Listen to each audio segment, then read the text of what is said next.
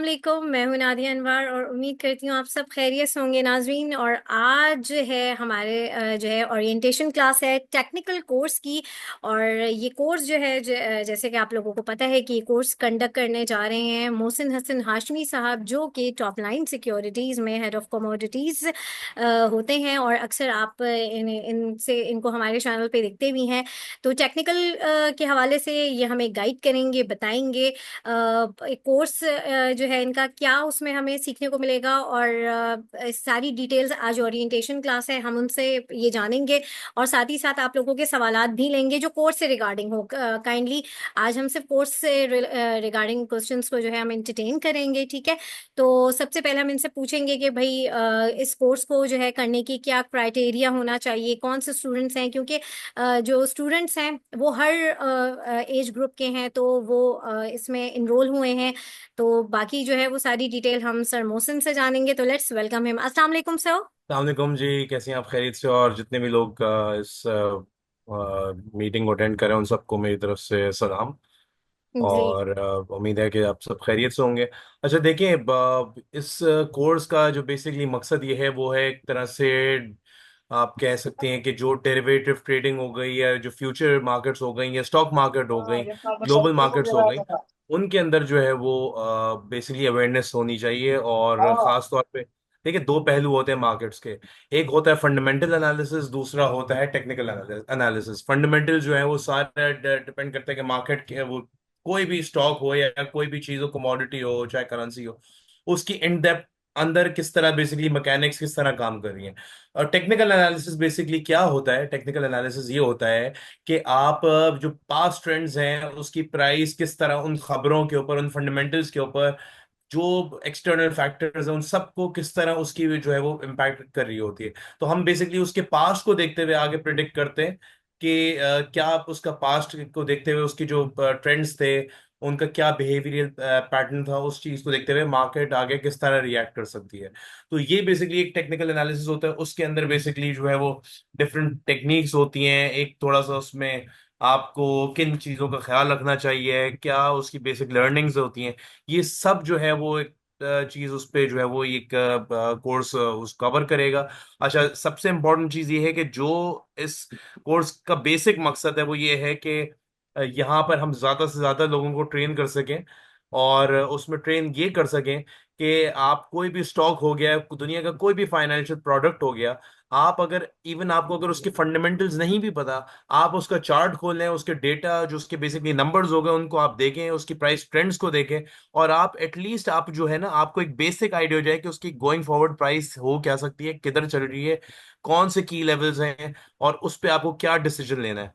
तो एक तो ये चीज हो गई। और जितनी भी ये मार्केट्स हो गए उसमें खास तौर पे ये, जब आपके पास ये सारी इंफॉर्मेशन होगी, किस तरह चार्ट्स को रीड करना है, किस पॉइंट पे क्या, तो आपकी होगा कैसे, आपकी है जो है वो डिसीजन मेकिंग एबिलिटी इंप्रूव होगी। सबसे इंपॉर्टेंट चीज ये है, क्योंकि इंसान बेसिकली ये एक इस मार्केट का उसूल है कि जब भी आपकी कहीं पर भी इन्वेस्टमेंट हो, चाहे वो स्टॉक हो या दुनिया के कोई भी चीज हो, कोई भी बिजनेस हो, उसके अंदर आपको उसकी basics, in in and out उस चीज का आपको पता होना चाहिए। और ये तभी पॉसिबल है जब आप, अगर आप जब स्टॉक फाइनेंशियल मार्केट्स की बात करें, तो आपके पास एक तरफ फंडामेंटल्स की इंफॉर्मेशन होनी चाहिए, नॉलेज होनी चाहिए, और उसके बाद दूसरी तरफ आपकी टेक्निकल्स। तो ये अगर आपके पास दोनों कैपेबिलिटीज हैं तो आपकी उसमें जो है वो सक्सेस रेशियो जो है वो बहुत ज्यादा बढ़ जाएगा as compare to normal layman की अगर बात करें। तो ये सारे फैक्टर्स हैं। अगर हम अब बात करें स्पेसिफिकली इस कोर्स की, तो ये basically basic to advance trading course है। इसके अंदर हम मैं यहाँ पर आपको जरा से इसकी एक प्रेजेंटेशन के तौर पर स्क्रीन शेयर करूँ कि इसके अंदर हम क्या कवर करेंगे during the course of time. अच्छा जी, देखिए, ये तो बेसिकली इसका इंट्रोडक्शन हो गया। और अगर हम इसकी बात करें तो बेसिकली क्या है, इंट्रोडक्शन क्या है, अब ये हमारा जो कोर्स है उस पर किस चीज़ पे बेस कर रहा है। देखिए, सबसे पहले हम बात करेंगे इंट्रोडक्शन टू जो बेसिकली ट्रेडिंग होती क्या है, फॉरेक्स, कमोडिटीज, ये हमारा बेसिकली कोर फोकस होगा। फिर हम इस पे बात करेंगे कि किस तरह जो एक लीगलाइज प्लेटफॉर्म है पाकिस्तान के अंदर, वो है पाकिस्तान मर्केंटाइल एक्सचेंज।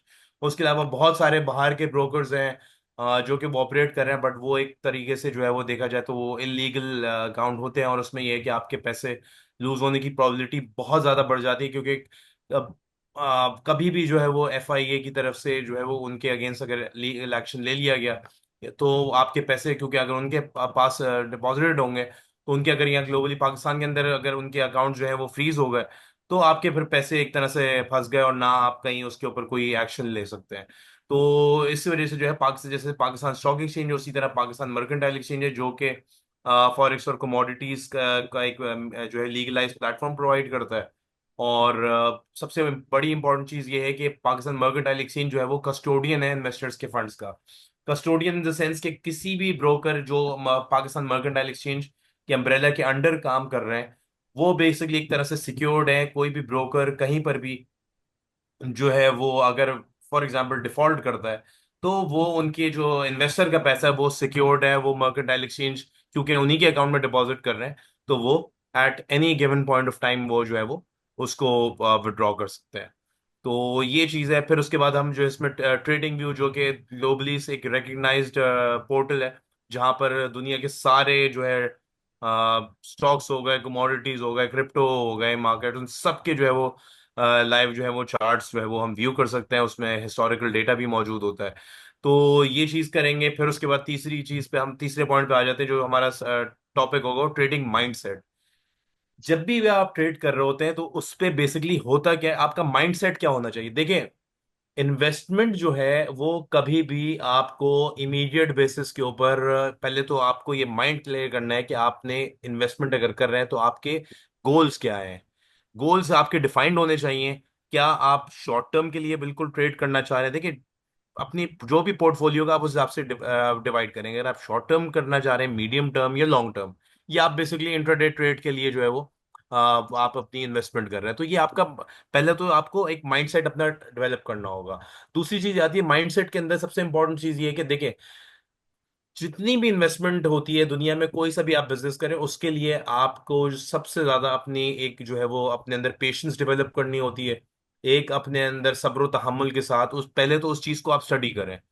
क्या है, किस वजह से, कौन सी प्राइसेस क्यों बढ़ रही हैं, क्यों गिर रही हैं, उसके पीछे क्या वजूहात है, कौन से की पॉइंट्स थे जिसको खासतौर पर अगर टेक्निकल्स की बात करें, कौन से की पॉइंट्स थे जो कि ब्रेक हुए हैं, और कौन से की फैक्टर्स हैं जिसकी वजह से वो पॉइंट्स ब्रेक हुए। तो इन सब चीज़ों को जो है वो आपके माइंड में जो है वो इसको आप मॉनिटर करेंगे, तो ही आप उसके अंदर एक इफेक्टिव स्ट्रैटेजी अपनी जो है वो बना सकते हैं।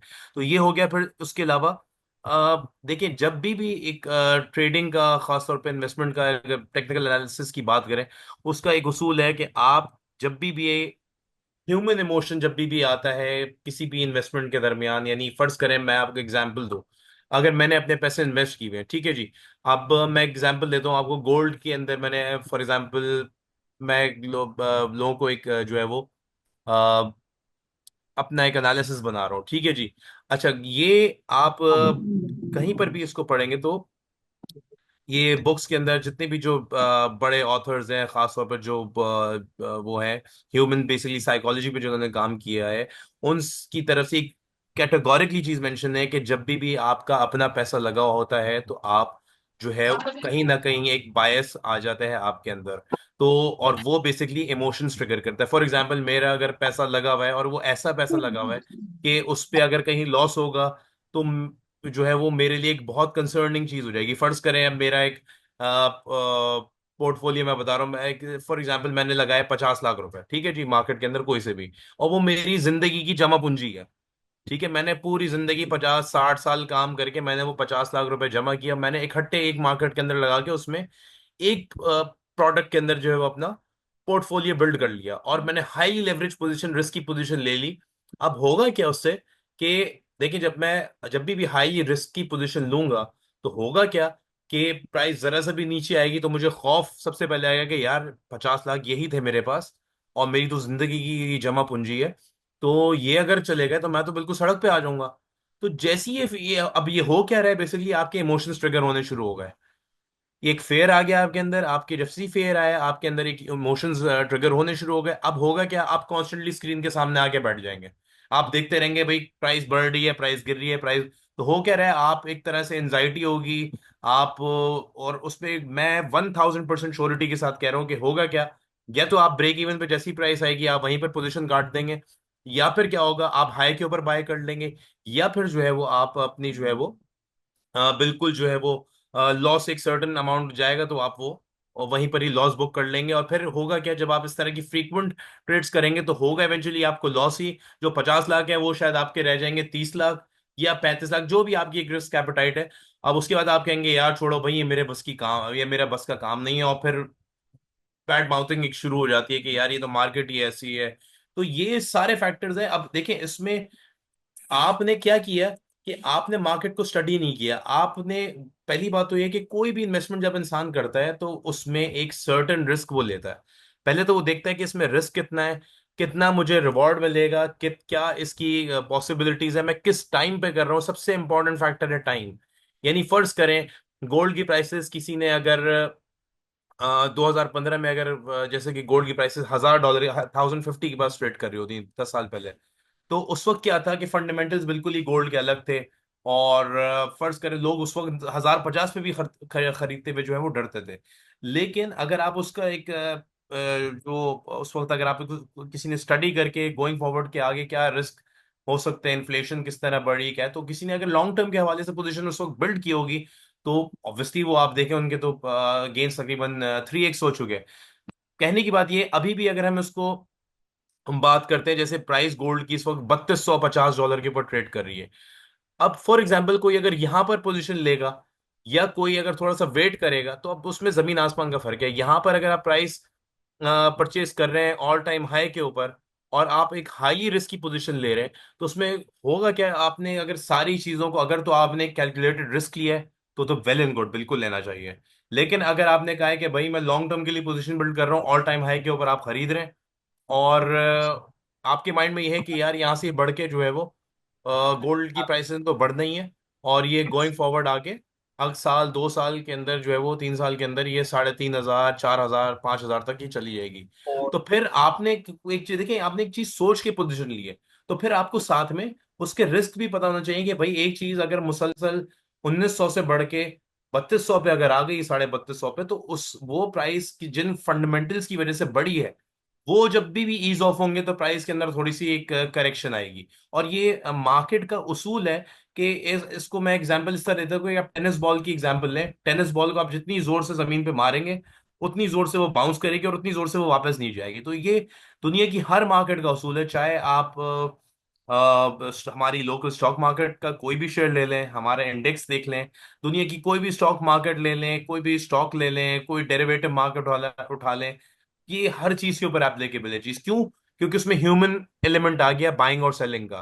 तो जब जिस चीज में भी ह्यूमन एलिमेंट आ जाता है, बाइंग सेलिंग का, सप्लाई डिमांड वाले चीज आ जाती है, तो उसके अंदर ये चीज आती है। और उससे फिर ये है कि आपने फिर ऑब्जर्व करना है। अब फर्ज करें आपने 3250 की मैं एग्जांपल ले रहा हूँ, किसी ने खरीद लिया गोल्ड फिजिकल और उन्होंने लॉन्ग टर्म के पर्सपेक्टिव से लिया है, तो उन्होंने एक टारगेट रखा हुआ है कि भाई 3250 पे हमने अगर ऑल टाइम हाई पे लिया तो हम जो है वो टारगेट रख रहे हैं लॉन्ग टर्म के अंदर 5000, या जो भी उनका आगे 5000 6000 7000 वट।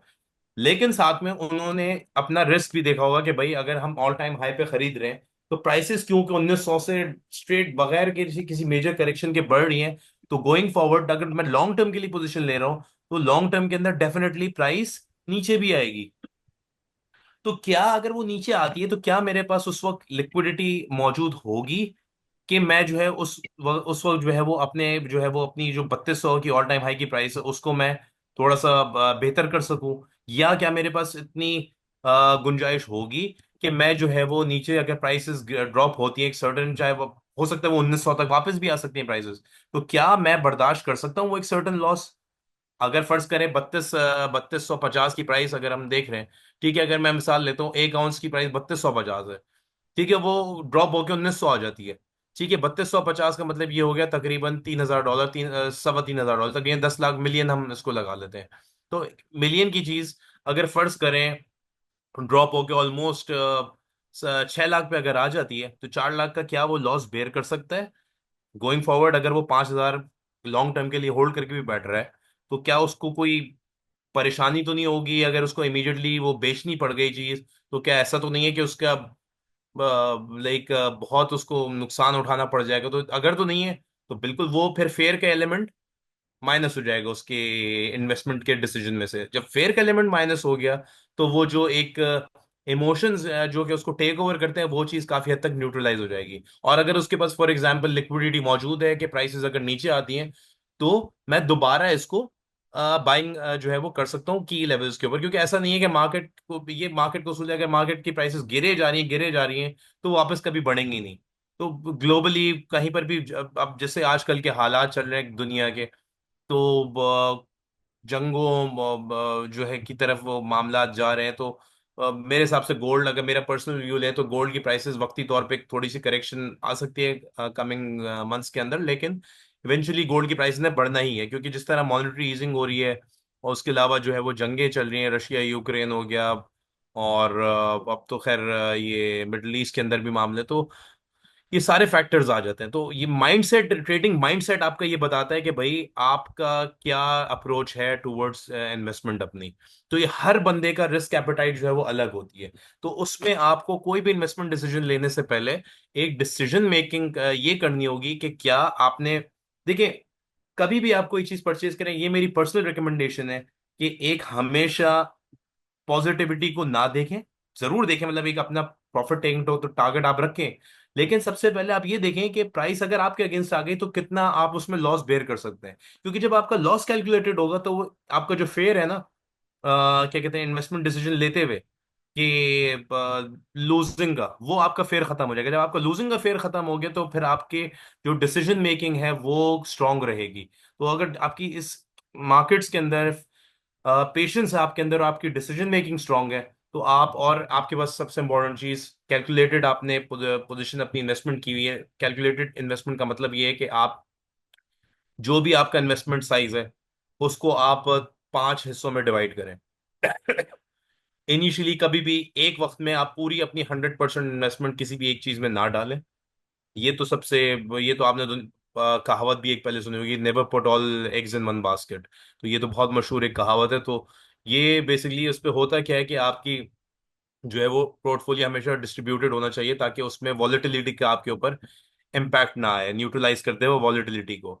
तो अब अगर फर्ज करें आपने वो 20% पोजीशन लिया, आपने 5 सेट्स के अंदर अपना एक पोर्टफोलियो को डिवाइड कर दिया, तो आपके पास, अगर फर्ज करें, अब मैंने वापस गोल्ड की एग्जांपल पे आता हूँ, गोल्ड 3200 से गिर के अगर गिरना शुरू हुआ, तो अब आप उसको देख लें कि भाई अगर फॉर एग्जाम्पल गोल्ड की प्राइसेस आधी भी हो जाती हैं, 50% भी आ जाती हैं यहाँ से गिर के, तो क्या आपके पास उस 50% के ऊपर मौजूद होगी पैसे कि आप वहां पर एवरेज कर सकें, या आप लॉन्ग, क्योंकि आपने लॉन्ग टर्म की, मैं एवरेज की यहाँ पर इसलिए बात कर रहा हूँ क्योंकि आपने लॉन्ग टर्म की एस्पेक्ट से मैं यहाँ पर ब्रीफ कर रहा हूँ।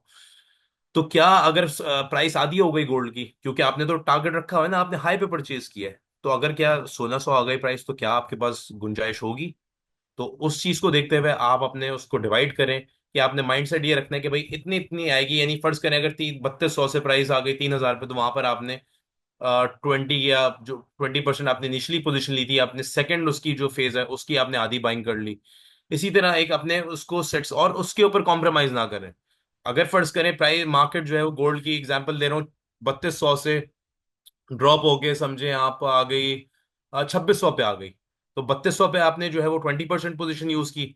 आपने 2900 पे, लेट्स से आपने 20% और आपने जो है वो पोजीशन अपनी एवरेज आउट की। तो अगर फॉर एग्जांपल 2600 आती है, तो वहां पर आपको डिसाइड करना होगा कि कितना फर्दर आप इतने अपनी पोजीशन, क्योंकि आपने बस 100 में से 40% आप कंज्यूम ऑलरेडी कर चुके हैं। और फिर उसके लिए आप सारी फंडामेंटल्स देखेंगे, क्या है, क्या खबरें चल रही हैं, क्या किस मोमेंटम के साथ प्राइस गिर रही है, या क्या, ये सब चीजों पहलुओं को देखते हुए वहां पर आप डिसीजन लेंगे। अब ये आपके ऊपर है कि जो आपने 20% जो एडिशनल उस वक्त रहा वो आपने उस वक्त वहां यूटिलाइज करना है, या उसमें से सिर्फ आपने 10% यूज करना है, ताकि आपकी 50% जो है वो यूटिलाइज हो जाए। तो होगा क्या, जो 3200 की प्राइस थी वो आपकी ड्रॉप होके आपकी जो एक एवरेज है वो तकरीबन अराउंड 2900 के आसपास के करीब जो है वो बन जाएगी।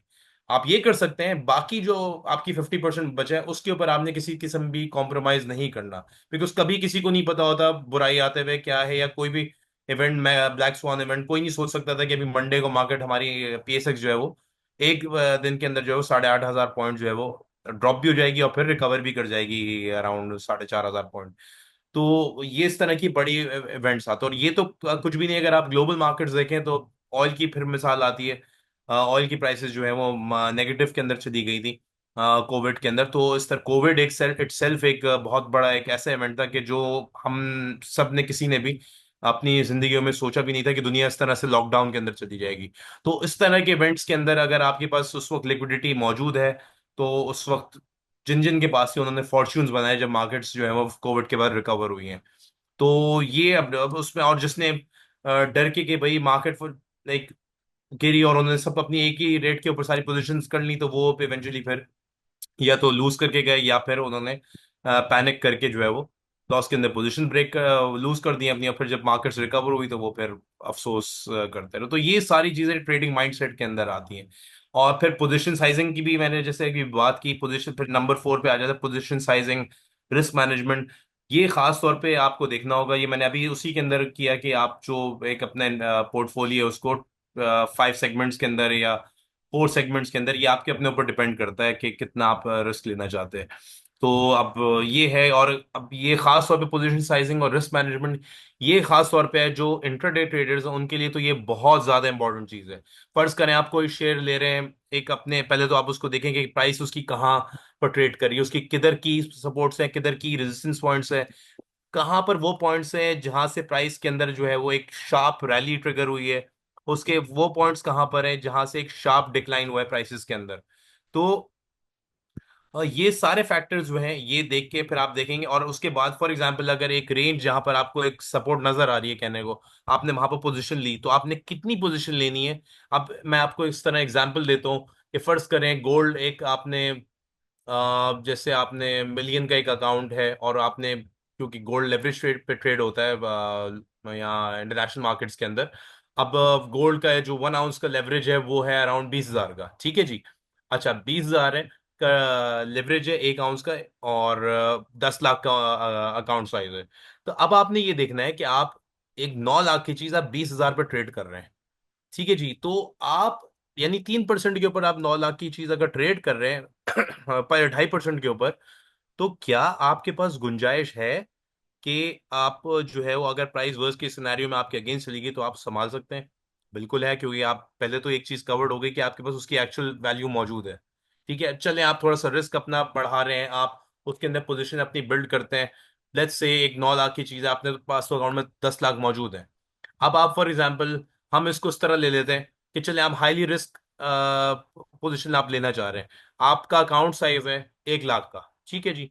और यहाँ पर आप जो है वो ट्रेड कर रहे हैं 9 लैक्स का गोल्ड है 1 आउंस। अब कितना हो गया, 20,000 जो है वो उसके अंदर आपने यूटिलाइज कर लिया। अब आपने ये देखना है कि आपने उस एक एंट्री के ऊपर कितना, आपने आपके अंदर रिस्क एपेटाइट है। यानी फर्ज करें अगर आपने 1 लाख रुपए का अकाउंट है, आपने उसके अंदर, अगर आप खास तौर पे मैं इंट्राडे ट्रेडर्स की बात कर रहा हूँ जो कि डेली दिन में मल्टीपल एंट्रीज करते हैं और रोज एक सर्टन चंक प्रॉफिट्स के लिए जो है वो ट्रेड करते हैं। देखिए, उसके लिए तो सबसे इंपॉर्टेंट चीज आ जाती है कि आपका माइंडसेट क्या है, आपने कितना उसमें रिस्क वो है। अगर फर्ज करें आपने अगर एक ट्रांजैक्शन के ऊपर, लेट्स से कि आपने ले लिया 5,000 का लॉस, ठीक है जी। 1 आउंस के ऊपर 5,000 का लॉस मतलब ये है कि $20 का लॉस, यानी पर डॉलर मूवमेंट के ऊपर अगर हम लेट्स से 20 तो नहीं, $18 हम कह सकते हैं, $18 हो गए। तो आप उसको इस तरह कर लें कि लाइक अगर आपको for example stop loss hit हो गया, ठीक है जी, आपका आपने एक ट्रांजैक्शन की, गोल्ड की 1 आउंस बाय किया, आपका उस पर आपने कैलकुलेटेड रिस्क लिया कि भाई इतना पे आएगा, तो जो है मुझे 5,000 से ज्यादा का लॉस नहीं होना चाहिए। अब ये आपके ऊपर डिपेंड करता है कि आप कितना लेवरेज लेंगे। अगर आपने फॉर एग्जाम्पल 1 आउंस ट्रेड किया, ठीक है जी, आप उसमें लाख रुपए के अकाउंट में अगर आप 20,000 लेते हो, आप 5 आउंसेस की पोजीशन ले सकते हैं, ठीक है जी। अब आपने ये देखना है पोजीशन और साइजिंग के हवाले से कि 1 आउंस के ऊपर आपका स्टॉप लॉस कितना बन रहा है, $20 का। अगर हम इसको राउंड ऑफ करके मतलब वो करें तो 18 से $20 बन रहा है, 5,500 अगर हम उसको लेते हैं 280 के हिसाब से, तो 5,600 जब एग्जैक्ट अगर हम देखें 5,600, तो लाख में आपने 1 आउंस के ऊपर आपके पास रूम कितनी मिल रही है, 5,600 यानी $20। तो आपके पास, आप सीधा सीधा लाख रुपए से डिवाइड कर दें, आपके पास कितनी अटेम्प्ट्स मौजूद हैं कि आप जो है उस गोल्ड को जो है वो ट्रेड कर सकते हैं, ठीक है जी। तो ये आपके पास आ जाएगा कि भाई कितने चांसेस हैं, आप कितने, अगर 1 आउंस की पोजीशन लें तो आप कितनी अटेम्प्ट्स कर सकते हैं। तो ये आपके पास नंबर ऑफ आ जाएगा, उसमें देखें ऑब्वियसली आपका एक दफे स्टॉप लॉस हिट होगा। अगर आप कैलकुलेटेड रिस्क के साथ सब चीजों को देखते हुए पोजीशन लेंगे, शायद मार्केट अगर बहुत ज्यादा वॉलेटिलिटी है 2 दफे हिट हो जाएगा, एट मैक्स 3 दफे हिट हो जाएगा। बट चौथी दफे जो आप अगर सही डायरेक्शन में होंगे, आपने कैलकुलेटेड रिस्क लेके आपने सही चीजों को फॉलो करते हुए पोजीशन ली होगी, तो चौथी दफे अगर आपका वो जो पिछली 2-3 ट्रेड्स का लॉस हुआ है वो भी कवर होगा, और इवेंचुअली आप जो है वो कमा के जाएंगे। तो ये सारा माइंडसेट का सारा गेम है ये। और अगर आप बहुत ज्यादा परेशान हैं और आपके अंदर एक वो है कि बस बस मैं इन्वेस्टमेंट करूं और अभी अभी हो जाए, और तो वो इस तरह के फिर उसके लिए फिर आप हमेशा जो है वो लॉस करके जाएंगे। मतलब वो एक तरह से उसमें आ जाती है, इलिटरेट ट्रेडिंग में आ जाती है, सट्टे में आ जाता है। मैं तो उसको बेसिकली अगर आप कहें तो वो अगर आप लाइक बहुत ज्यादा उसमें लेवरेज ट्रेडिंग कर रहे हैं तो वो एक तरह से फिर सट्टा या जुआ। उसमें फिर सिर्फ मैं इसको एग्जाम्पल इस तरह दूंगा कि अगर आप हाईली लेवरेज ट्रेड कर रहे हैं तो वो फिर, और उसमें without any calculation without any study, तो वो फिर जुआ हो जाता है, कोई भी चीज हो। तो ये आ जाते हैं, पोजीशन रिस्ट साइजिंग हो गई। अच्छा, इसमें एक चीज मैं यहाँ पर और ऐड करूंगा बेसिकली। देखें, मर्केंटाइल एक्सचेंज पाकिस्तान की हो गई या दुनिया का कोई भी प्लेटफॉर्म प्लेटफॉर्म हो गया, जो कमोडिटीज और फॉरेक्स हो गए, अब मैं थोड़ा सा इस पे लेके आ रहा हूँ कि जो उसमें जो है वो ग्लोबली ट्रेडिंग होती है। कमोडिटीज की अगर बात करें, पाकिस्तान के अंदर जो है वो गोल्ड के अंदर फिजिकल ट्रेडिंग भी होती है कि आप परचेज करें तोला के अंदर, और आपको जो है वो फिजिकल भी आप उसकी डिलीवरी ले सकते हैं। जो ग्लोबल मार्केट्स हैं उसके अंदर बेसिकली सारी डेरिवेटिव ट्रेडिंग होती है, और जो है वो स्पॉट ट्रेडिंग होती है। मर्केंटाइल एक्सचेंज पे अभी बेसिकली सिर्फ फ्यूचर ट्रेडिंग्स है। तो उसमें जो कि मेन कमोडिटीज के अंदर मौजूद है वो गोल्ड हो गया, सिल्वर हो गया, मेटल्स के अंदर गोल्ड, सिल्वर, कॉपर, प्लैटिनम, पिलेडियम हो गया। तो ये सारे चीजें हो गई। उसके अलावा करेंसीज हो गई, करेंसीज में हमारी आ जाती हैं euro, pound, Japanese yen, Australian dollar, Swiss franc, और उसके अलावा कैनेडियन डॉलर। उसके अलावा 10 और मेजर अलग क्रॉस करेंसी पेयर्स हो गए। उसके अलावा इंडिसेस भी ट्रेड होते हैं मर्केंटाइल एक्सचेंज के ऊपर, जो कि आ जाते हैं डाउ, नैस्डैक, यूएस के तीनों इंडिसेस, और जापानीज निकेई जो है वो भी जो है वो आप उस पर एक्सपोजर ले सकते हैं। अच्छा, यहाँ पर मैं थोड़ा सा बताता चलूं कि मर्केंटाइल एक्सचेंज के ऊपर ट्रेडिंग होती किस तरह है, या लेवरेज ट्रेडिंग बेसिकली होती किस तरह है।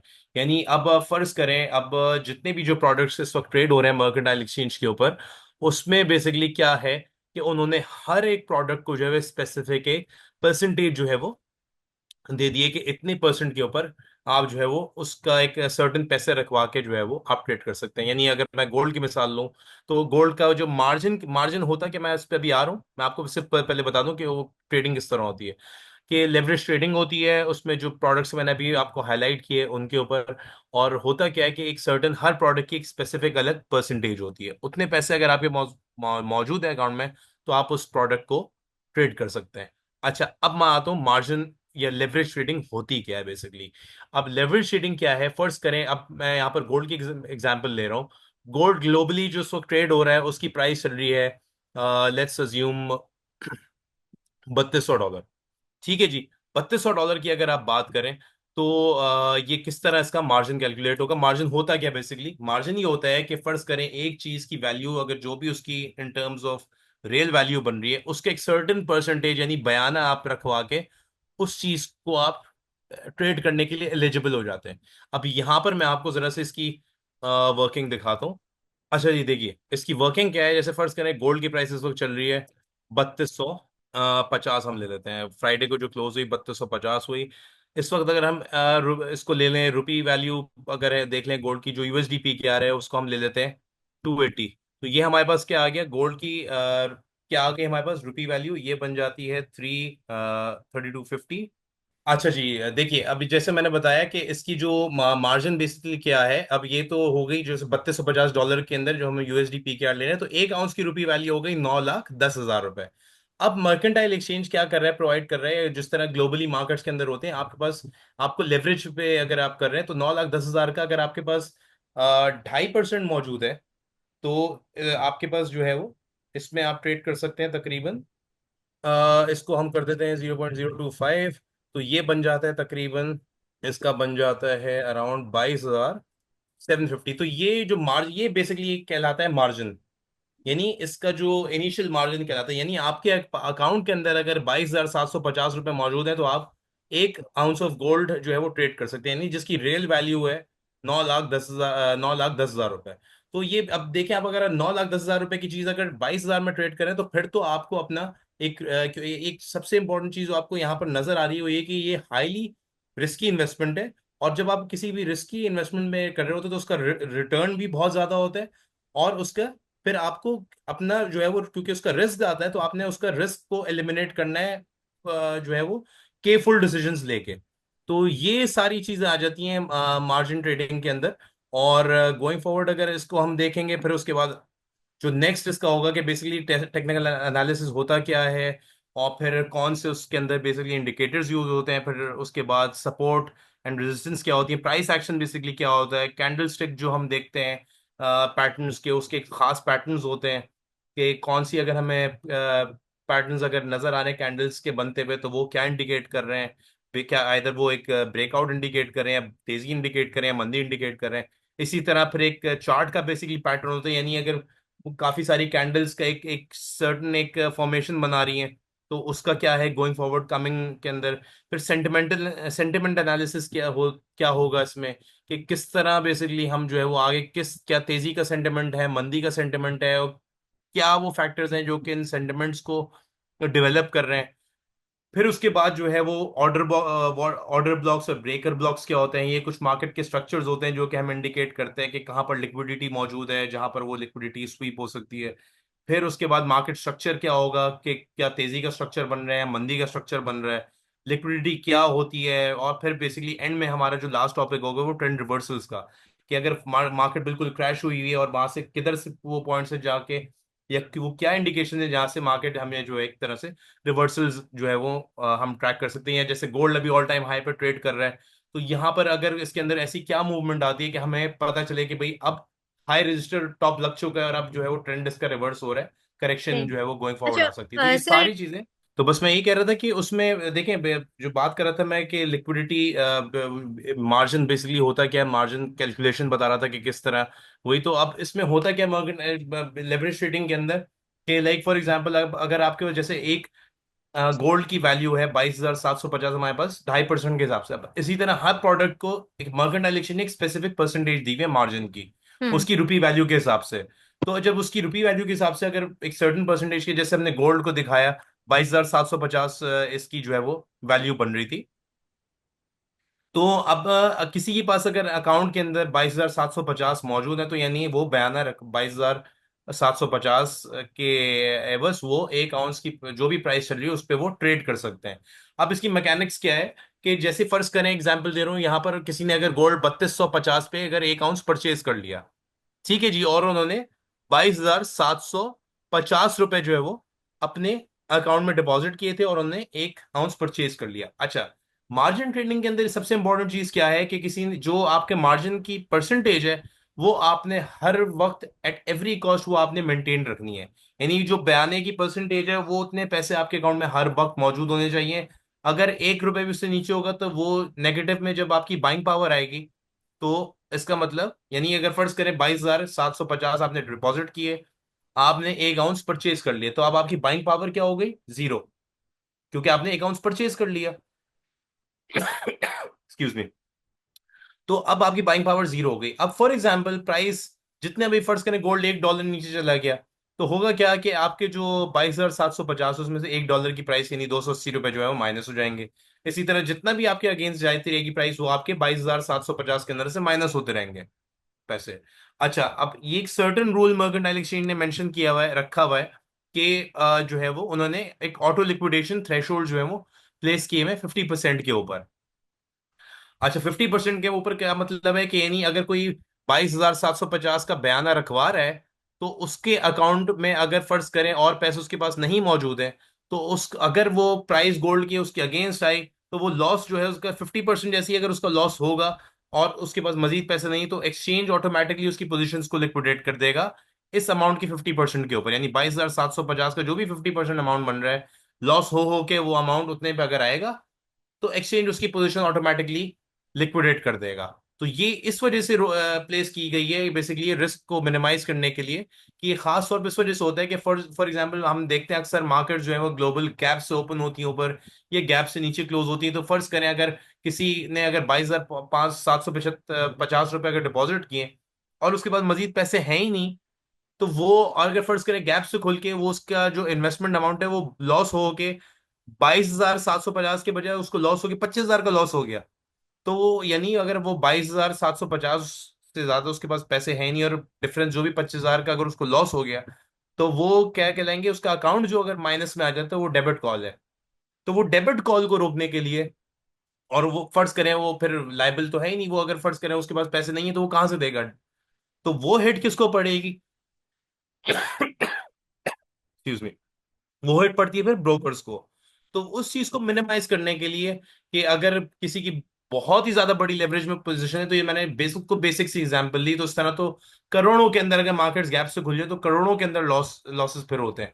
अगर आपको, जैसे मैंने अभी एग्जांपल ली थी ऑयल की, और जब ये 2020 के अंदर जब ऑयल की प्राइसेस क्रैश हुई थी, तो मैं आप बताता चलूं कि ऑयल की प्राइसेस $47 पे क्लोज हुई थी फ्राइडे को। मार्केट जब मंडे को गैप से ओपन हुई थी 30 पे, सॉरी मंडे को ओपन हुई थी, तो प्राइस खुली $42 पे, और गैप के साथ विद इन सेकेंड्स ऑयल की प्राइसेस क्रैश हुई थी $30, इवन 26 तक जाके, और फिर रिकवर होके वापस $40 पे आ गई थी। तो इतने मैसिव मैसिव जो है वो प्राइस मूवमेंट्स होती है। तो उसके अंदर जिनकी हाईली लेवरेज पोजीशंस होंगी, या फर्ज करें अगर ये एक्सचेंज थ्रेशोल्ड नहीं लगाता, तो उनके जो है वो अकाउंट्स वाइप आउट हो चुके होते हैं, और वो लाइक वो बेसिकली वो करते हैं ब्रोकरेज हाउसेस को। तो इस चीज को, रिस्क को मिनिमाइज करने के लिए जो है वो ये एक्सचेंज की तरफ से फिर एक्शन लिया गया, क्योंकि काफी हाउसेस जो है वो उसको उनको इस वजह से हिट पड़ी थी कि इन्वेस्टर्स को बहुत ज्यादा लॉसेस हुए थे उसकी वजह से। और कुछ लोग फिर जो है वो जब फंड्स दे नहीं पाए, तो ऑब्वियसली फिर वो हाउसेस को जो है फिर आगे वो लॉसेस एक्सचेंज को आगे फिल करने पड़े, और फिर वो बड़े मेजर लॉसेस हुए। तो वो इस चीज को कर्टेल डाउन करने के लिए जो है वो जब भी वॉलेटिलिटी ज्यादा होती है, तो यूजुअली ग्लोबली, चाहे वो शिकागो मर्केंटाइल एक्सचेंज हो जो कि दुनिया का सबसे बड़ा एक्सचेंज है जहाँ से ये सारे प्राइसेस चल रही होती है, न्यूयॉर्क मर्केंटाइल एक्सचेंज हो, या जो जितने भी, वो सब बेसिकली होता क्या है, वो ये जो मार्जिन की परसेंटेजेस है वो बढ़ा देते हैं। तो मैं अपने इस डिस्कशन को कंक्लूड करूंगा यहीं पर, कि ये बेसिकली मार्जिन का कॉन्सेप्ट है, और इसके ऊपर बेसिकली जितनी भी जो ग्लोबल एक्सचेंजेस है उसके ऊपर जो है वो, चाहे वो फॉरेक्स हो, चाहे वो कमोडिटीज हो, बिल्कुल इसी मॉडल के ऊपर जो है वो इनकी जो है वो ट्रेडिंग हो रही होती है। तो बाकी अब आगे लोगों के अगर सवाल है तो हम उसको देख लेते हैं, एंटरटेन कर देते हैं। जी, किसी के कोई क्वेश्चंस हैं तो आप लोग अपने जो है क्वेश्चंस कर सकते हैं।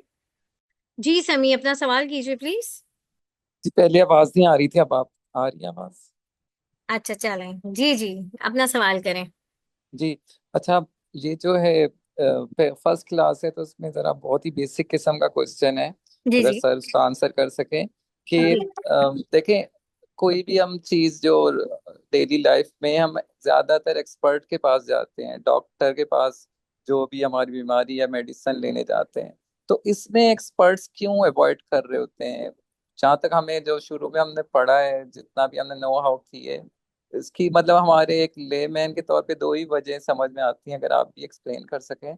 कि या तो उनके अपने हाथ में कुछ भी नहीं होता, ये ऐसी फील्ड है, ठीक है, कि वो बिल्कुल ये कोई जिम्मेदारी लेता ही नहीं है, तो इस वजह से लोग लर्निंग पे जोर दे रहे होते हैं। हालांकि जब हम अपने फील्ड में काम कर रहे होते हैं तो लर्निंग से तो उसमें हम इतना टाइम क्यों लगाएं? ठीक है, हम डॉक्टर के पास भी जाते हैं तो हम, वो डॉक्टर ये तो नहीं कहता कि आप मेडिसिन पढ़ के आए तो फिर मैं आपको दवाई तजवीज करूंगा।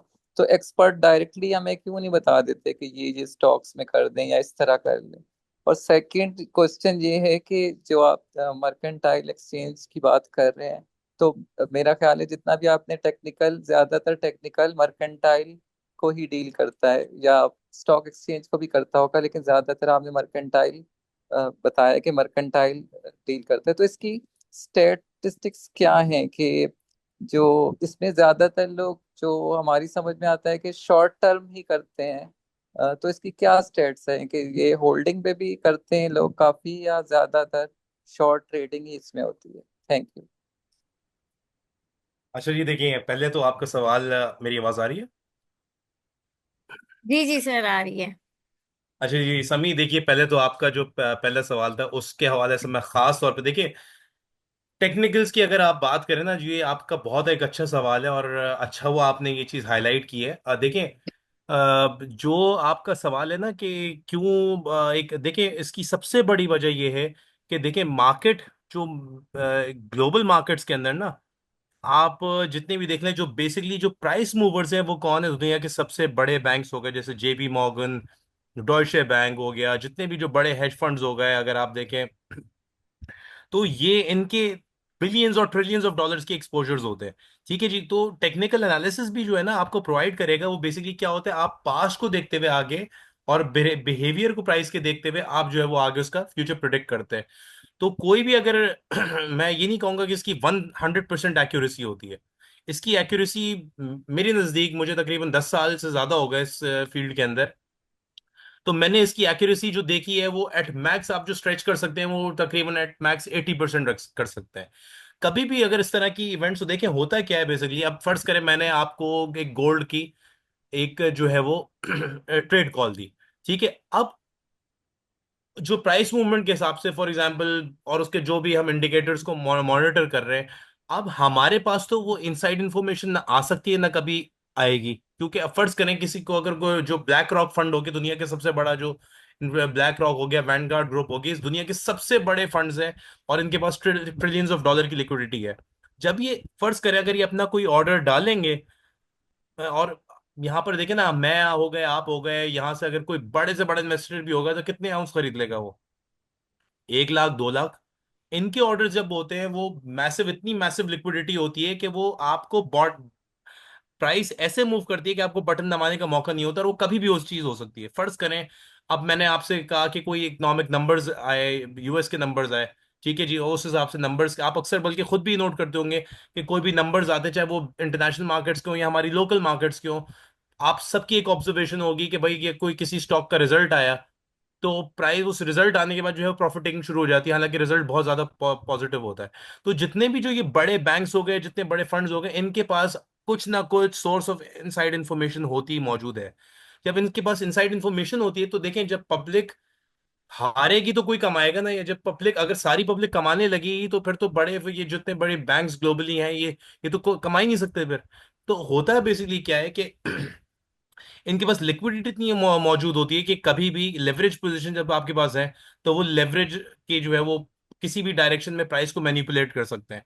तो ये एक वजह है कि इस वजह से 100% अश्योरिटी में अगर कोई भी आपको खास तौर पे ग्लोबल मार्केट्स के अंदर, लेवरेज मार्केट्स के अंदर आपसे कह रहे हैं कि भाई ये हो जाएगा, मैं गारंटी दे रहा हूँ ये हो जाएगा, तो आप पहले अपनी स्टडी करें, उसकी बात पे कभी अंधा भरोसा ना करें। आप सारे फैक्टर्स देखें कि क्या वजूहत है प्राइस के बढ़ने की, क्या गिरने की वजूहत है, और उस चीज को देखते हुए आपको अपना रिस्क पता होना चाहिए कि भाई क्योंकि देखिए ना, मार्केट कहीं भागी जा रही है ना, कोई प्राइसेस तो रोज ऊपर नीचे होती रहती है। तो इसी वजह से मैं फिर जोर दे रहा हूँ कि आपको अपना रिस्क एप्टीट्यूड पता होना चाहिए कि कितना आप रिस्क बेयर कर सकते हैं।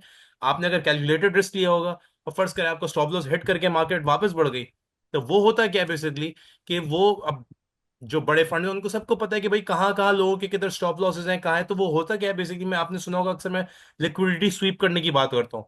तो जहां पर मेजोरिटी स्टॉप लॉसेस होते हैं वो वहां पर प्राइसेस जो है वो स्टॉप लॉसेस ट्रिगर होते हैं, लोगों की पोजीशंस लिक्विडेट होती हैं, खासतौर पर लेवरेज पोजीशन, और वहां से प्राइसेस रिकवर करती है। तो वो कमाता सिर्फ वो है जिसके पास होल्डिंग कैपेसिटी हो और जो है वो कैलकुलेटेड उसने रिस्क लिया हुआ। अगर फॉर एग्जांपल प्राइस के ब्रेकआउट्स पे मॉनिटर कर रहा है, प्राइस की मूवमेंट पे मॉनिटर कर रहा है कि किस पॉइंट से प्राइस बढ़ रही है, किस पॉइंट से बहुत मेजर क्रैश आया, तो वो आप देखिएगा आपके लॉस करने के जो है ना प्रोबेबिलिटी कितनी ज्यादा कम हो जाती है। तो यही वजह है कि इस फाइनेंशियल मार्केट्स के अंदर कोई भी आपको 100% गारंटी के साथ नहीं कह सकता कभी भी। फर्ज करें मैं कह दूं कि भाई गोल्ड की प्राइसेस बढ़नी ही बढ़नी है यहाँ से, फर्ज करें मैं कह दूं, और मैंने आपको एक सर्टेन रेंज भी बता दी स्टॉप लॉस के साथ, फर्ज करें कोई दुनिया का बड़ा फंड आके उसको कोई पोजीशन गोल्ड की जरा सी प्रॉफिट टेकिंग कर ले, तो होगा क्या, गोल्ड विद इन मिनट जो है वो 3250 से आ जाएगा 3100 डॉलर, वहां से फिर अगर उन्होंने दोबारा वहां से नीचे बाइंग की, वो वापस आ जाएगा। जैसा अभी रिसेंट डेज के अंदर आपने देखा, पिछले हफ्ते के अंदर एक दिन के अंदर जो है वो 150-150 डॉलर गिर रहा था, 150-200 डॉलर प्राइस बढ़ रही है। इसी तरह कुछ मिनट्स के अंदर गोल्ड की प्राइस 3100 से 3160 हो गई, फिर 10 मिनट बाद हम देख रहे हैं वापस 3090 पे खड़ा हुआ है गोल्ड। तो ये इस वजह से आप जो है वो गारंटी के साथ कोई भी खास तौर पे फाइनेंशियल मार्केट्स के अंदर नहीं असर कह सकते कि जो है वो कि ये चीज डेफिनेटली होगी। आपसे फंडामेंटल्स को देख के डायरेक्शन ले सकते हैं, और आपका हमेशा रिस्क कैलकुलेटेड रिस्क होना चाहिए कि अगर आपका स्टॉप लॉस हिट हो तो आपको ऐसा ना हो कि बहुत आपके पास दोबारा एंट्री लेने की ऑप्शन मौजूद हो हर वक्त। अस्सलाम वालेकुम। अच्छा मोहसिन भाई, ये जो पूछ रहे थे ना, इसमें एक और चीज थी। अगर आपकी इजाजत हो तो मैं डिस्कस करूँ ये। जी जी। इनका पूछना ये था कि जैसे हम जैसे डॉक्टर के पास जाते हैं ना, तो ऐसा क्यों नहीं है कि हम किसी एक्सपर्ट के पास चले जाएं और वो हमें गाइड कर दे। तो असल में एक्चुअली एक्सपर्ट्स तो वैसे भी हमारे ग्रुप में भी और आप भी हमारे प्रोग्राम में डेली गाइड कर रहे होते हैं। इसका कॉन्सेप्ट बेसिकली एक ये है, ये आपका लास्ट सवाल किया ना, इसका जवाब दे रहा हूँ कि जो लोग कर्ज कर रहे होते, लोग कोर्स जो कर रहे होते हैं, इसमें वो लोग भी होते हैं जो इसमें अपना फ्यूचर बनाना चाहते हैं और जिनके पास अपनी इन्वेस्टमेंट है। इनका ये कोर्स सीखने का मकसद ये होता है कि जैसे मार्केट के अंदर जो है ना, बहुत सारे ऑप्शंस अवेलेबल होते हैं। ठीक है, तो वो कोई भी एक्सपर्ट जो है ना, हर उस आइटम के लिए उसके पास हर वक्त अवेलेबल नहीं होता। तो जब पोजीशन आपको लेनी होती है, तो किस स्टॉक के अंदर आपका इमीडिएटली कोई इसके अंदर वॉल्यूम जनरेट हुआ है या उसके अंदर बाइंग हुई है, तो उसमें वो इन्वेस्टर जो है वो खुद फैसला कर सकता है कि यार मुझे इस वक्त इस स्टॉक के अंदर एंट्री देनी चाहिए और मेरा ये स्टॉप लॉस होना चाहिए। तो देखिए ना, ये मोस्ट तो ऑफ ये द जो इन्वेस्टर। ये देखिए ये बात तो हम जो मैंने पहले जो जो अपनी प्रेजेंटेशन का आगाज किया था, मैंने उसी के अंदर ये बताया है कि हमारा जो इस कोर्स का मकसद है वो यही है कि भाई आप अपने फैसले जो है वो आप खुद जब तक चाहे वो एक्सपर्ट, देखिए एक्सपर्ट के पास फाइनल ओपिनियन के लिए आप जाएंगे जब आपने फर्ज करें आपने एक अपनी खुद वर्किंग की होगी, जब आप सब चीज देख रहे हैं, आपको फंडामेंटल्स पता है स्टॉक के अंदर क्या हो रहा है कंपनी के, फिर आपने उसके प्राइस ट्रेंड्स देख लिए कि भाई ये इसका मोमेंटम है। अब फर्ज करें किसी स्टॉक के फंडामेंटल्स बहुत तगड़े हैं, ठीक है, और वो रैली कर रहा है, वो 500 से बढ़ के हो गया 800, ठीक है जी, और वो और आगे के फंडामेंटल्स उसके मजीद अच्छे हैं कि वो प्राइस बढ़ के उसकी 1200 1500 जा सकती है। अब मसला क्या आ जाता है, अगर फर्ज करें उसने टेक्निकल्स नहीं देखे होंगे और प्राइस उसकी वो जो रैली है इमीडिएटली वो अगर 800 पे सैचुरेट हो रही है, तो प्राइस तो इसका मतलब करेक्शन लेनी है। मार्केट कभी भी एक डायरेक्शन के अंदर नहीं बढ़ती। तो अगर वो साथ में टेक्निकल्स भी देख रहा होगा तो वो उस चीज से बच जाएगा कि जो टेम्परेरी वक्ती तौर पे करेक्शन आनी है और वो मोमेंटम के लिए प्राइस ने अपना एक मोमेंटम रीगैदर करना है डिप लेके, तो वो उसके लिए फिर आ जाता है, टेक्निकल्स आ जाते हैं। तो जब दोनों चीजें इक्विप्ड होंगी तो फिर आप बेटर इन्वेस्टमेंट डिसीजन ले सकते हैं और आपके जो लॉस के जो है चीजें वो काफी ज्यादा जो है वो कम हो जाएंगी प्रोबेबिलिटी। तो मैं यही चीज उस पर कर रहा हूँ। जो उनका सवाल था वही था कि हम फिर जो एक्सपर्ट की बात है तो वो एक्सपर्ट की अपनी जगह वैल्यू है, लेकिन आपको 100% देखें कोई एक्यूरेसी नहीं दे सकता इस मार्केट के अंदर कि ये चीज अनटिल अनलेस उसके पास इनसाइड इंफॉर्मेशन ना हो। जी, नेक्स्ट क्वेश्चन फारूक, आप अपना कीजिए सवाल प्लीज। जी फारूक, अपना सवाल कीजिए प्लीज, और किसी का कोई सवाल है तो आप लोग प्लीज कर लें। रिगार्डिंग कोर्स कोई भी आप करना चाह रहे हैं। जी इश्तियाक साहब, आप सवाल कीजिए प्लीज। जी, मेरा सवाल ये है कि गोल्ड का जैसे बताया कि जो है ना, मर्केंडाइल आपकी आवाज एक्सचेंज बहुत में हल्की आ 40 रही है सर, आपकी आवाज क्लियर नहीं आ रही। आ रही है। अच्छा, अब आ रही होगी। जी जी, अब आ रही है जी। तो मेरा सवाल यह है कि जैसे पीएसएक्स में स्पॉट ट्रेडिंग होती है, तो गोल्ड की अपॉर्चुनिटी नहीं है पाकिस्तान में कि हम वैसे ही कर सकें? हाँ नहीं इश्तियाक साहब, देखिए अभी इस पे मर्केंटाइल एक्सचेंज काम करिए। मर्केंटाइल एक्सचेंज के ऊपर जितने भी जो प्रोडक्ट्स हैं वो जो है वो लेवरेज्ड है और फ्यूचर ट्रेड्स होते हैं, और उसके अलावा फिजिकल के अंदर आप जो है वो तोला परचेज कर सकते हैं जैसे आप लोकल मार्केट से परचेज कर रहे हैं, लेकिन उसमें फिजिकल डिलीवरी जो है वो 10 के मल्टीपल पे होती है। अगर आपके पास 10 तोला मौजूद है तो आप उसी फिजिकल डिलीवरी कॉल कर सकते हैं, और अगर आपके पास लाइक 10 से कम है तो वो आपके इलेक्ट्रॉनिक वॉल्ट के अंदर स्टोर्ड रहता है। 22 घंटे की मार्केट, 22.5 घंटे की मार्केट है, तो वो आप कभी भी ग्लोबली प्राइसेस बढ़ी, सराफा बाजार तो हमारे पास 6 घंटे के लिए खुलता है, तो अगर आप फिजिकल गोल्ड मर्केंटाइल पे परचेज कर रहे हैं तो वो ये है कि कभी भी ग्लोबल मार्केट्स बढ़ी उसकी वजह से प्राइसेस बढ़ी तो आप उसको वहां पर बेच सकते हैं मर्केंटाइल पे, अगर आपने वहीं से परचेज किया हुआ है। ये मर्केंटाइल आपसे खरीदेगा नहीं गोल्ड, आप वहीं से प्लेटफॉर्म से खरीद के फिजिकल डिलीवरी ले सकते हैं 10 के लाइक 10 16 के मल्टीपल पे। सही, बहुत शुक्रिया इश्ताक साहब। जी समी, आपका सवाल है, आप करें। जी अच्छा आपने बताया मेरे पहले सवाल का। अच्छा ये जो है आपको पता है कि जो हम शुरू में सब देख रहे होते हैं, सबसे ज्यादा लोग डराते फ्यूचर ट्रेडिंग में ही है, और मर्केंटाइल में ज्यादातर अभी तक जो हमें समझ आई है फ्यूचर ट्रेडिंग होती है। तो एक तो हमारा फियर फैक्टर भी ज्यादा होगा। दूसरा ये कि जैसे आपने कहा ना कि ज्यादा उस पर तवज्जो दी जाती है कि don't put your eggs in one basket. तो इसमें कोई कमोडिटी में कोई ऐसा कॉन्सेप्ट है ईटीएफ का कि आप इसको इस तरह कर लें, ईटीएफ टाइप या ईटीएफ काइंड। तो इसके नहीं बारे में देखिए, इस थोड़ा पे सा। अभी अभी ईटीएफ्स है को उसके जरिए हम ये कर सकते हैं। आप जो फिजिकल गोल्ड के हवाले से अगर देखें, मीज़ान काम कर रहा है इसके ऊपर। मीज़ान का गोल्ड फंड है और वो फिजिकल गोल्ड के ऊपर काम कर रहे हैं, आप उसको भी देख सकते हैं। और जो आपने देखे, जो आपने कहा ना डराने वाली, देखिए वो उसकी मैं बताऊं यहाँ पर कल्चर क्या है। बेसिकली लोगों में अवेयरनेस नहीं है कि डेरिवेटिव्स को ट्रेड किस तरह किया जाए। लिटरली मैं आपको बताऊं, पाकिस्तान के अंदर मैंने अपनी आंखों से लोगों के पास लाइक इसको जो कॉन्सेप्ट है ना फ्यूचर्स का, क्योंकि अवेयरनेस नहीं है ना, तो वो एक तरह से लोगों के अंदर ये है कि वो इसको सट्टे के तौर पे कि हम रातों रात अमीर हो जाएं। कोई भी इसको, और वो चीज जो है ना फिर नुकसान कराती है। मैंने लोगों को जो है वो इसमें कमाते हुए भी देखा है और लॉस करते हुए भी देखा। कमाते हुए सिर्फ उन लोगों को देखा है जो कैलकुलेटेड रिस्क लेते हैं हमेशा, जिनके पास जिनके जिनमें पेशेंस होती है, और जो पैनिक नहीं होते कभी भी। सिर्फ वो, और वो परसेंटेज कम है। तो वो percentage come in the sense ये है कि अगर आप 100% है तो उसमें से 40% जो है वो कमाने वाले लोग होंगे, 60% जो है वो लॉस क्यों करने वाले होंगे। क्यों क्यों क्योंकि एक तो उन्होंने हाईली लेवरेज पोजीशन ली होगी कि भाई रातों रात हम अमीर हो जाए, और उन्होंने कोई अपने रिस्क नहीं किए हुए, पूरे रिस्क नहीं कैलकुलेटेड उनके होंगे कि भाई अगर मैं इतनी पोजीशन ले रहा हूँ तो अगर मेरा स्टॉप लॉस हिट हो गया तो मुझे इतना लॉस होगा। तो आपको कोई पोजीशन लेने से पहले अगर आपने अपना एक लॉस डिफाइन नहीं किया हुआ, तो फिर होगा क्या, आप कहेंगे यार चलो अभी चांस ले लेता हूँ और चांस ले लेता हूँ। प्रिंसिपल इस मार्केट का ये होना चाहिए, लेवरेज मार्केट का, कि फर्ज करें आपने अगर ₹1,00,000 पे आपको किसी ट्रेड पे गेन हुआ है, तो आपने पहले वो अपना उसूल बना के रखें कि आपने जो एग्जाम्पल ले रहा हूँ, लाख या 10 लाख जो भी आपने अमाउंट इन्वेस्टमेंट किया, आपका टारगेट होना चाहिए कि पहले वो आप प्रिंसिपल अमाउंट को बाहर करें। यानी अगर आपने 10 लाख पे आपने ₹1,00,000 प्रॉफिट बना लिया, तो आपने वो पहले ₹1,00,000 विड्रॉ करना है, ताकि अगर फर्ज करें आपके अकाउंट में वो ₹1,00,000 होगा तो आपके 10 से 11 लाख हो गए। आपकी कोई पोजीशन फॉर एग्जांपल आप लेते हैं और वो लॉस में वक्ती तौर पे फंसी हुई है, तो यूजली एक ह्यूमन साइकी है, आप कहते हैं यार चलो मैंने ₹1,00,000 कमाया, चांस ले लेते हैं। और वो आपने जो एक अपना एक कानून लॉ बनाया हुआ था कि भाई मैं इससे ज्यादा का लॉस नहीं लूंगा, तो वो क्या कहते हैं, आप उस पर रिलैक्स हो जाते हैं थोड़ा सा। आप कहते हैं यार जो प्रॉफिट ही जाएगा ना मेरा, प्रॉफिट जाने के चक्कर में वो जो आपने कमाया होता है उससे भी फिर वो ₹1,00,000 तो गया, फिर आप कहते हैं यार चलो अब इतना चांस लिए तो थोड़ा और देख लेते हैं। उस थोड़ा और के चक्कर में ना आप जो है वो अपनी फिर लिक्विडिटी लूज करना शुरू हो जाता है, फिर वो लॉस इतना बड़ा हो जाता है कि पहले आप फिर वो नेक्स्ट ट्रेड के अंदर अपने उस लॉस को कवर करें, और फिर उसके बाद फिर आप आगे, तो वो फिर इस चक्कर की साइकिल चलना शुरू हो जाता है। तो जब तक आपका पोजीशन लेने से पहले लॉस कैलकुलेटेड नहीं होगा, आपको अपनी रिस्क एपेटाइट नहीं पता होगी, तो आप इस मार्केट के अंदर जो है वो उसमें पर पर जो एक है वो छोटी सी कमाना मुश्किल है। पर एक छोटी सी एग्जांपल दे दें इसमें फ्यूचर ट्रेडिंग की, जो मिनिमम लेवरेज के साथ हो।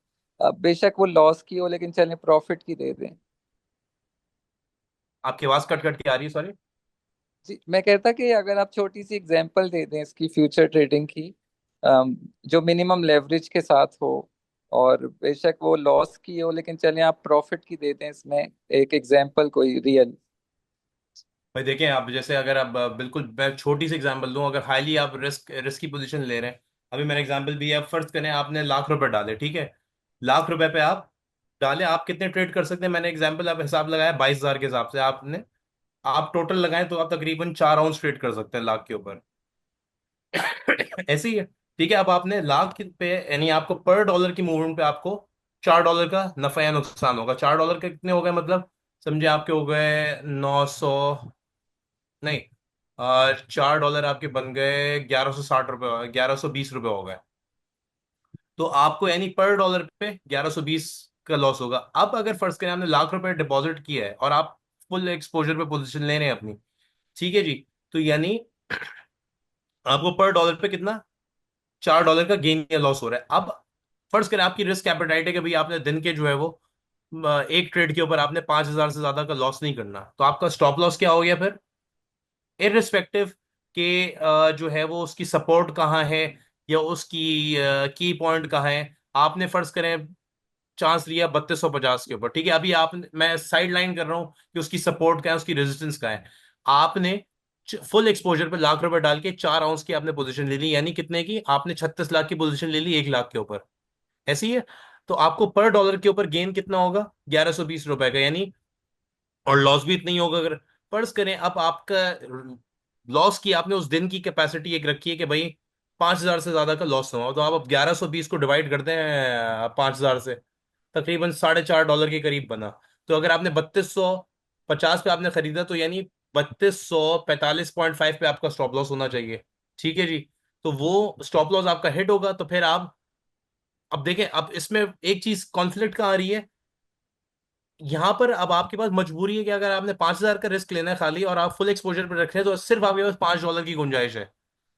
अब इसी चीज को अगर आप आधा कर दें तो आपके पास बढ़ जाएगा, यानी जो $4.5 का लॉस है वो बढ़ के आपको $9 का हो जाएगा अगर आप 2 आउंस पे काम करें। और रिस्क फैक्टर आपने रखा हुआ है जो है वो 5,000 का रखा हुआ है, तो $9 हो गया वो।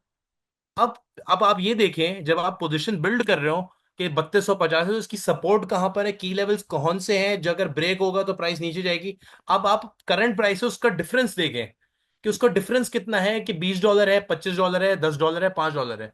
जब आप वो देखेंगे तो आपको पता चल जाएगा भाई ये की लेवल अगर ब्रेक हुआ और प्राइस अभी इस की लेवल से इतनी दूर है, और अगर मेरा स्टॉप लॉस की लेवल के नीचे होगा, वो की लेवल ब्रेक होगा, तो मुझे लॉस इतने का होगा। तो आप फिर उस हिसाब से अपनी, अभी अगर आप 4 आउंस पे काम कर रहे हैं तो आप उसी वजह से अपनी पोजीशन को कट डाउन कर देंगे। आप फिर चांस लेंगे, एक एक आउंस पे लेंगे, 2 आउंस पे लेंगे। तो ये फिर आपका खुद डिसाइड करने पे होगा अपनी रिस्क एपेटाइट को देखते हुए कि आपने फिर की लेवल कहाँ है, तो आप फिर खुद फैसला करेंगे कि आपने स्टॉप लॉस कहाँ पर प्लेस करना है। तो ये सारी चीज आ जाती है इस चीज को देखते हुए। सही, बहुत शुक्रिया सर मोहसिन। और जी इश्तियाक साहब, आपका कोई सवाल है तो जरा शॉर्ट से कर लीजिए क्योंकि टाइम ऑलमोस्ट हमारा खत्म हो गया है। जी। मैं पूछना चाह रहा था कि जो मिनिमम लॉट साइज है इसमें कितना होता है गोल्ड में, कितना मिनिमम जो पोजीशन ले सकते हैं वो क्या होती है? देखिए मिनिमम जो है वो 1 आउंस है। गोल्ड की 4 कॉन्ट्रैक्ट्स है, एक मिली आउंस है जो मर्केंटाइल पे ट्रेड हो रहे हैं, मिली आउंस हो गया, 1 आउंस हो गया, 100 आउंस हो गया, ये चार, 10 आउंस और 100 आउंस। तो मिली आउंस तो बेसिकली 1 आउंस का 100 हिस्सा है, वो तो बिल्कुल स्टूडेंट्स वगैरह के लिए बेसिकली एक्सचेंज ने लॉन्च किया है। और वो यानी 1 आउंस की अगर आपके पास 100 लॉट्स हो तो आपका वो बनेगा, वो जो कि पॉइंटलेस है, वो सिर्फ अवेयरनेस के लिए कि स्टूडेंट्स के अंदर जो है वो उसको जो है वो एक तरह से एक अवेयरनेस डेवलप की जाए। 1 आउंस हो गया, 10 आउंस हो गया और 100 आउंस हो गया, ये कॉन्ट्रैक्ट साइजेस हैं एक्सचेंज के। सही, बहुत शुक्रिया। अस्सलाम वालेकुम जी, can I ask a question? मेरा माइक नहीं ओपन हो रहा था, इफ इट इज जी जरा पॉसिबल जल्दी कर ब्रदर। लें, बस 2 मिनट रह गए, जी, जल्दी कर लें। मेरा क्वेश्चन बड़ा स्ट्रेट फॉरवर्ड सा है। I intend to attend both the courses. आप एक ये बता दीजिए कि दोनों इकट्ठे ही कर लेने मुनासिब रहेंगे? मैं 2006 से मार्केट को किसी तरह पार्टिसिपेट कर रहा हूँ, made a lot of losses, लेकिन now decided to be a little organised. जो होल्डिंग्स है उनको हम पड़ा रहने दें सर, या उन होल्डिंग्स को वाइल अटेंडिंग द कोर्स उनके साथ बाइंग सेलिंग उस टाइम पे भी करें? इसके ऊपर आप थोड़ा सा गाइड करें, because this is something that I would really like to understand and now get into the market properly. Thank you. देखिए इसमें तो ये है कि सबसे पहले तो आप जो जो स्टॉक्स अपना पोर्टफोलियो देखें, उनकी जो हमारे अभी जो रिसेंट उस पर रिकमेंडेशंस दी देखी गई हैं उसके अंदर अगर वो आ रहे हैं तो फिर आप उसके पहले पहले तो फंडामेंटल्स देखें, प्राइसेस देंगे कहाँ पर उनकी प्राइसेस, अगर तो वो ऑल टाइम हाई के पास ट्रेड कर रही हैं और आपने बहुत अरसे से होल्ड किए हुए स्टॉक्स, तो बेहतर है कि फिर तो कुछ की प्रॉफिट टेकिंग कर रहे हैं। और अगर लाइक कोई ऐसे स्टॉक्स हैं जो कि अभी बढ़ना शुरू हुए हैं, वो काफी अरसे से रुके हुए नहीं चले, तो उनको फिर आप होल्ड करें। तो उसका तो ये है, उसमें आपको पूरा बैठ के एक एक चीज सब देखनी पड़ेगी कि क्या उनके पीछे फंडामेंटल्स हैं, क्या है, और क्या प्राइसेस चल रही हैं। तो वो सब आपको बैठ के उसकी पूरी एक इन डेप्थ स्टडी करनी पड़ेगी। या फिर आप किसी जो एक्सपर्ट है, आप जैसे मुझे आपका पोर्टफोलियो नहीं पता क्या है, तो वो उसके हिसाब से मैं आपको देख बगैर उसकी मैं किस तरह गाइड करूं कि आपको क्या करना है। ये तो आपको बेसिकली देखना है कि क्या आप अपने कितने लॉसेस आपके, अगर आपने होल्ड किए हुए प्राइसेस कहाँ पर है, अगर वो अच्छे खासे थोड़ा बहुत आपका कुछ लॉस कवर हो रहा है, और वो, तो ये सब चीजें देखनी पड़ती हैं उसमें। सही। जी बहुत शुक्रिया फारूक साहब, बिल्कुल। और देखिए यहाँ पर ज्यादातर एक सवाल ये पूछा जा रहा था कि हम, फंडामेंटल एंड द टेक्निकल। जी जी जी फारूक साहब जी क्या कह रहे हैं? जी, मैं फंडामेंटल और टेक्निकल कोर्स दोनों at the same time attend करूं, ये आप रेकमेंड करते हैं? तो फिर मैं इसको रजिस्टर कर लेता हूं। जी आई कैन गो ये फॉर तो बोथ ऑफ देम। देखिए ये तो आपका पर्सनल डिसीजन है। अब हमारे तो बेसिकली फंडामेंटल्स और टेक्निकल कोर्स करवाने का मकसद ये है कि लोगों को ज़्यादा से ज़्यादा इक्विप्ड किया जाए कि वो अपनी इन्वेस्टमेंट्स को ग्रो कर सकें, और यहाँ से एक पर्सनल डेवलपमेंट भी हो। ज़ाहिर है अगर आपने एक इन्वेस्टमेंट की हुई है तो उसमें आप कमाएंगे तब जब आपको दोनों तरीके से चीज को मॉनिटर करना असिस्ट आएगा करना या आता उसको है, व्यू करना बिल्कुल। आएगा। बिल्कुल ऐसे ही है। और बिल्कुल यहाँ पर मैं ये भी कहूंगी कि Thanks. जी जी, चलें, बहुत शुक्रिया फारूक साहब। और यहाँ पे मैं ये जरूर कहूंगी, क्योंकि ज्यादातर लोग यही बात कर रहे थे कि जी डॉक्टर के पास हम जाते हैं तो हम एक्सपर्ट के पास जाएं। देखिए, डॉक्टर के पास भी हम हर छोटी मोटी इश्यूज लेके नहीं जाते, बहुत सारी चीजों का हमें पता ही होता है कि हमें ये वाली मेडिसिन ले लेनी चाहिए। तो इतना हमें जो है नॉलेज होनी चाहिए। तो सेम इधर भी इन्वेस्टर्स को इतनी नॉलेज होनी चाहिए, और ये सिर्फ इन्वेस्टर्स के लिए नहीं है, बल्कि वो सारे बच्चे और वो सारे स्टूडेंट्स जो हैं और वो लोग भी, क्योंकि ये स्किल है और स्किल जरूर सीखना चाहिए सबको, सबके लिए स्किल्स है। तो जरूर सीखें, जरूर इस पे वर्क करें, क्योंकि हर छोटी चीज के लिए आप एक्सपर्ट के पास जाएंगे, एक्सपर्ट हर वक्त अवेलेबल नहीं होता। तो आपको खुद भी नॉलेज होनी चाहिए, ठीक है। जैसे हमें मेडिकली नॉलेज होती है कि अच्छा हमें नजला हुआ है तो हम ये खा लें, हमें बुखार हुआ है तो हम ये वाली मेडिसिन हम ले लें, ठीक है। तो anyways, thank you so much everyone. Sir Mohsin, आपका बहुत शुक्रिया, और हमारे जितने पार्टिसिपेंट्स हैं आप लोगों का बहुत शुक्रिया। और इंशाल्लाह क्लासेस की बाकायदा आगाज़ जो है वो ओरिएंटेशन था आज, और क्लासेस जो है नेक्स्ट वीक यानी कि सैटरडे से इंशाल्लाह जो है वो रेगुलर स्टार्ट होगी। तो एवरीवन बेस्ट ऑफ लक, और जो है इंशाल्लाह आप लोगों से फिर मुलाकात होगी। तब तक के लिए अल्लाह हाफिज।